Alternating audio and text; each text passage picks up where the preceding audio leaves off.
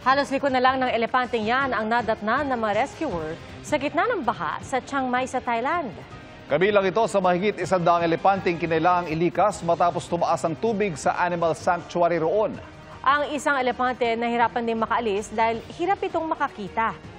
Sa tala ng isang opisyal, 10 elepante, mga baboy at mga kalabaw ang kailangang saklolohan.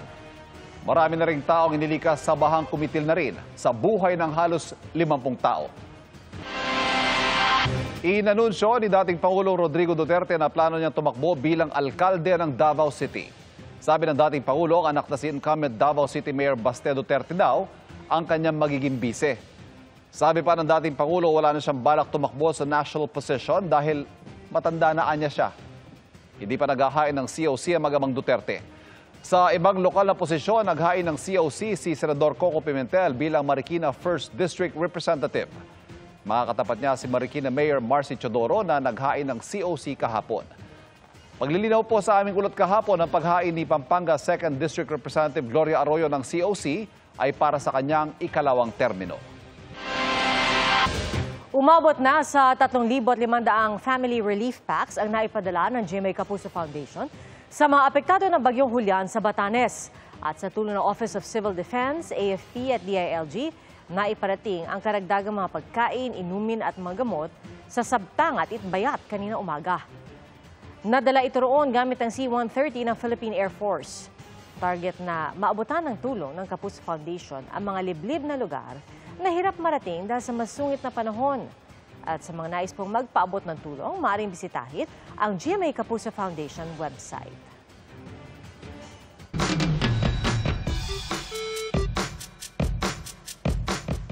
Sa tuwing tagulan o kung lumalamig ang panahon, problema ang mga gamit na inaamag. Paano nga ba ito sosolusyonan? Kuya Kim, ano na? Nang magbakasyon kamakailan, si AJ sa kanilang bahay sa Cabanatuan, ito ang kanyang nadatnan. Ang cabinet niyang gawa sa kahoy, inamag. Hindi lang po kahoy, mga sombrero, bag, tumbler, tapos ballpen, parang kanin. Tapos nabulok, grabe, ang sakit sa lalamunan. Inala ni AJ, Yung pagmo-moist niya, nag-umpisa siya sa pader dahil sa ulan.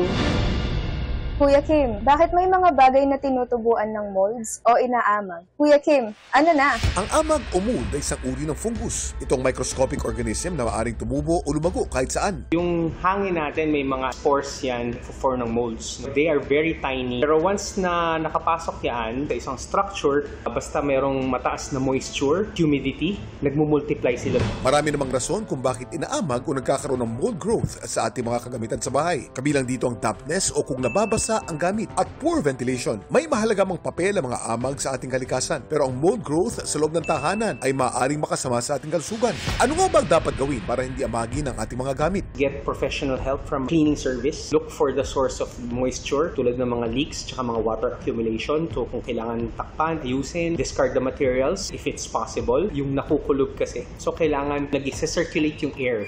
Magagawan pa kaya ni AJ ng paraan ang kanyang inamag na cabinet? Ang resolution po namin, i-dispose na tapos general cleaning sa office. Laging tandaan, importante ang may alam. Ito po si Kuya Kim at sagot ko kayo 24 oras. Nasunog ang isang residential commercial area sa Taytay, Rizal kagabi. Mahigit 3 oras inapula ang sunog na nagsimula sa sash factory kung saan maraming nakaimbak na kahoy. Walang naitalang sugatan o nasawi. Patuloy na inaalam ng BFP ang sanhi ng sunog at ang halaga ng pinsala. Kung sino man kina Vice President Kamala Harris at dating US President Donald Trump ang manalo sa US election sa Nobyembre, ano kaya ang epekto nito sa mga Pilipino sa Amerika at sa posisyon ng Estados Unidos sa issue sa West Philippine Sea? Nakatutok si JP Soriano. Nag-ikot sa North Carolina si US Vice President Kamala Harris para i-assess ang pinsalang dulot ng Hurricane Helen. Si dating US President Donald Trump naman nagbalik sa Butler, Pennsylvania kung saan nakaligtas siya sa assassination attempt noong Hulyo. Dikit ang laban ng Democrat na si Harris at Republican na si Trump bago ang US presidential election sa November 5. Sino man ang manalo sa kanila, may magbabago kaya sa posisyon at tulong ng Amerika sa Pilipinas sa isyu ng China at West Philippine Sea? Lalo't ilang beses nang sinabi ni US President Joe Biden ang ironclad commitment daw nila sa alyansa. We do have a bipartisan support.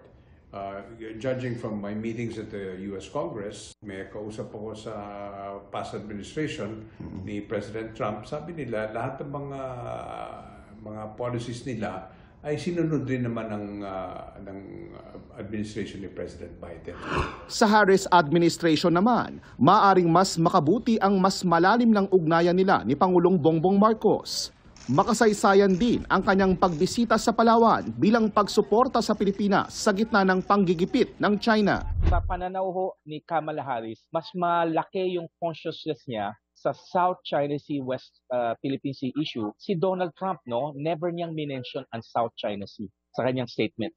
Ang malinaw ngayon pagdating sa issue ng immigration at minorities, si Trump matagal nang isinusulong na mas mahigpit sa mga illegal immigrant.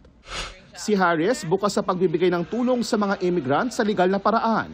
Ano kaya ang pulso ng ilang Pilipino sa Amerika? Parang two-third Harris, one-third Trump sa mga nangyayaring ewan ko lang sa ibang community. Some other people don't like immigrants, some you know what I mean. Para sa GMA Integrated News, JP Soriano, nakatutok 24 oras.